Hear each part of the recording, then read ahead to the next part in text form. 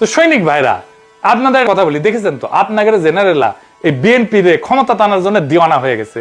শুনেছি ইলেকশন নাকি সিস্টেম করবি, ইন্ডিয়ার সাথে নাকি কথাবার্তা পাকা হয়ে গেছে, আপনাদেরকে দিয়াই নাকি সিস্টেমটা করাবি আর কি, বুঝছাও?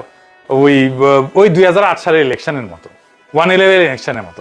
আপনারা জানেন কি করা লাগবে, আপনাদের কয়েদাও লাগবে না। 2024-এর 5ই আগস্ট কয়েদাও লাগেনি কাউরে, আপনারা নিজের বিবেকে কাজ করেছেন। বাংলাদেশে একটা ইনসাফের বাংলাদেশ, একটা ইনসাফের রাষ্ট্র যদি চান, তাহলে এই নির্বাচন যেন অবাধ নিরপেক্ষ হয়, সেটা আপনাদের উপরে নির্ভর করবে। কোন চাপ বা প্রলোভনের কাছে মাথা নত করবেন না। দেশবাসী আপনাদের উপরে ভরসা করে আছে এবং আমি জানি আপনারা দেশবাসীকে হতাশ করবেন না, কারণ আপনারাও সেই দরিদ্র মানুষেরই সন্তান যাদের জন্য আমরা কথা বলি। আসেন আমরা আগামী নির্বাচন অবাধ নিরপেক্ষ করে ইনসাফের বাংলাদেশ কায়েম করি, বাংলাদেশকে আবার আজাদ করি।